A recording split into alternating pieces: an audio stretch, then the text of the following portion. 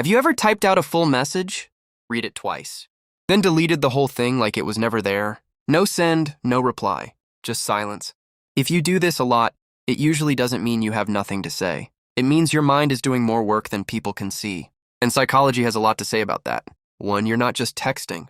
You're predicting consequences. For some people, sending a message feels simple. For others, it feels risky. Because the brain doesn't see the text as just words. It sees possible outcomes. Misunderstanding, rejection, looking too needy, saying too much, saying the wrong thing.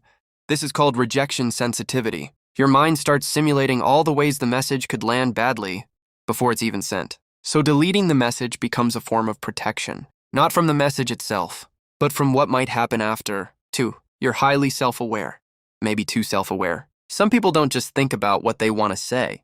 They think about how they sound, how they appear, and what the other person will assume. That's where overthinking kicks in. In psychology, this connects to the spotlight effect. The tendency to believe people notice and judge us more than they actually do. So one small text starts feeling bigger than it is. A normal sentence suddenly feels too emotional, too cold, too late, too much. And the more self-aware you are, the harder it becomes to press send without editing yourself out of it. 3. You may have learned that honesty isn't always safe. A lot of people who delete messages aren't confused. They're cautious. Maybe in the past, being open got ignored, or misunderstood, or used against you. So now, even when you want to be real, part of you hesitates. This is emotional self-protection. Your brain remembers old social pain and quietly says, let's not risk that again. So you type, pause, delete. Not because you're weak, because your nervous system has learned to be careful. 4. Sometimes deleting the message is a way to stay in control. Sending a message creates uncertainty. Now the other person has power. They can reply late, reply dry, or not reply at all. But unsent words still belong to you.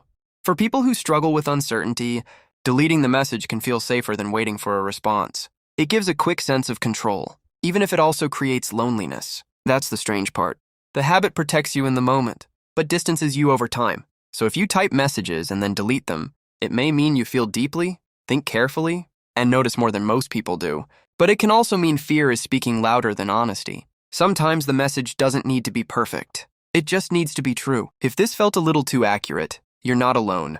Subscribe to Dark Decode for more psychology that puts hidden behavior into words.